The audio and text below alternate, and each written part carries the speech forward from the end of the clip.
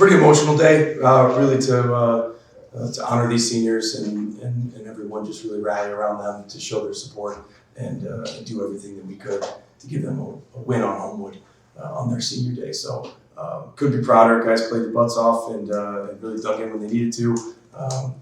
Like always, there's some ups and downs in games, but they're managing them well and find ways to make plays at the end when they matter most.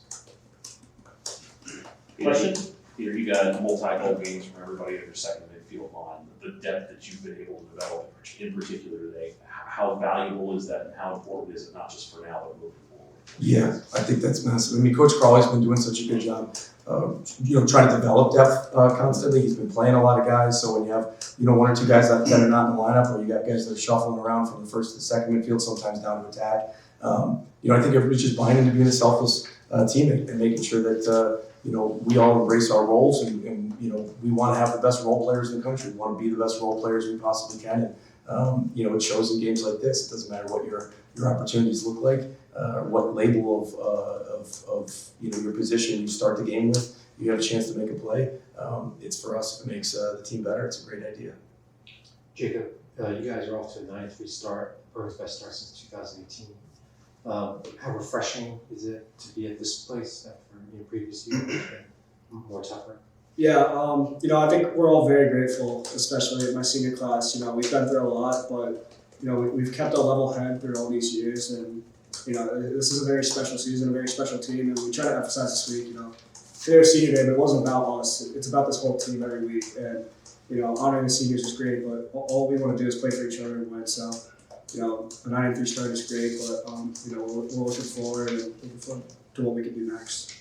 Scott, Ross got you 15 seconds in there, but you shut them down pretty effectively the rest of the way, and especially the fourth quarter defense. Just what do you think of the defensive effort?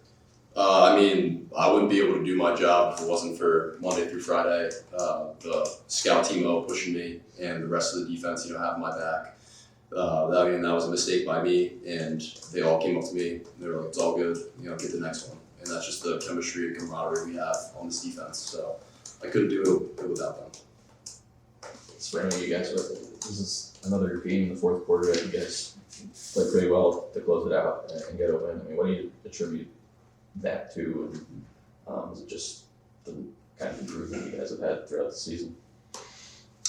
I think, like Coach said earlier, we have a lot of depth, and when the fourth quarter comes, we're always staying level, and that's something to talk about all week. And we have 9 guys on offense and a bunch of guys on defense that can play a whole game, and we trust in the fourth quarter. And I just think that that's a testament to our team and just how we play lacrosse. So, yeah. Coach, was the transition a deliberate thing at the beginning of the polls and pushing the tempo? Or?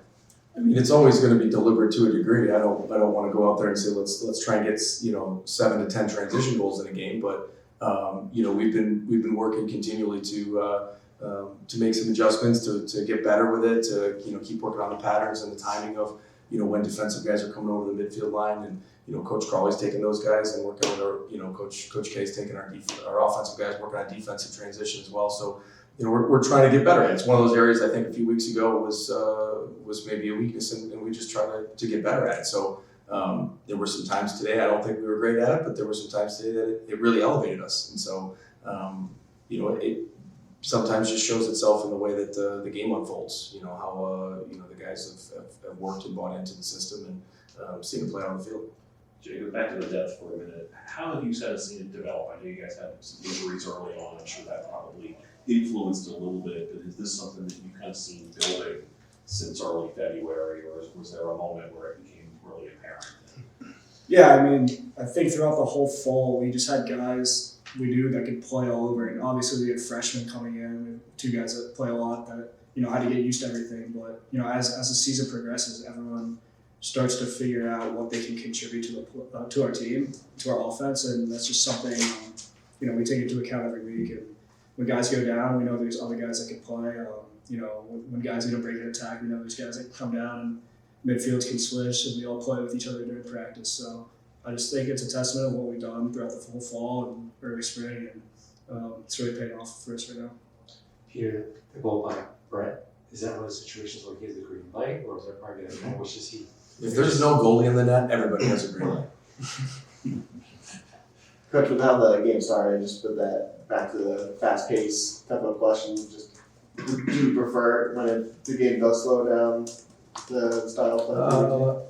I prefer to minimize mistakes and play as hard as we can. Sometimes that tempo just presents itself because of the team you're playing or because of the opportunities. You know, sometimes guys see a situation develop and think that maybe they can, you know, start pushing up the field earlier than they were, before. And you know, again, I don't think it's intentional to try and push transition. I think it's just a product of working on it week to week and guys buying in and just trying to embrace their opportunities. Scott, with the way the tempo went from first quarter to the rest of the game, did it feel almost like two different games out there in some ways? And how much of an adjustment was it? Maybe probably for the better with how things played out the last 45 minutes. Yeah, I mean, it's definitely tough when you're playing a lot of defense. And in the heat today, we haven't had a game like that probably since Jacksonville. But you know, once offense started settling in, I feel like we kind of played off each other. When the offense was, you know, putting the ball back in the net, you know, defense was kind of struggling. And when the defense was making stops, you know, the offense was kind of struggling. So I think that we just play off each other really well, and we know that if one half is struggling, the other has to pick up. And that's just a product of our team. Coach, what did you think of Tim's play just today in goal? Pretty steady. You know, he made some great ones in the second half. I think he maybe started a little bit slower in some situations, but I don't think any of that. I mean, statistically, it doesn't even look like it. So it just, you know, kind of reflecting on the game. You know, I trust Timmy. I think the guys all do too. He's got a good composure out there. He's got a good energy, and I think, you know, does a great job of backing us up. And just with the Big Ten, I mean, with Michigan beating Maryland today, what do you make of just the big? I mean, we know that it's competitive, but you know, what do you make of with that result? I don't think that's a surprise at this point that the Big Ten is a highly competitive conference with a number of teams that can really compete with anybody, and you know, even the results that you're seeing from today, I think there's starting to be some balance, maybe that you know, more teams are competing for the top of the Big Ten as well, and I think it's going to be a battle. I think there's no doubt. You know, we knew that going in last week, we knew that going in this week, and we know that, you know, going in next week, that every one of these games is going to be tough, and anybody can beat anybody in our conference. There's no subtlety about that.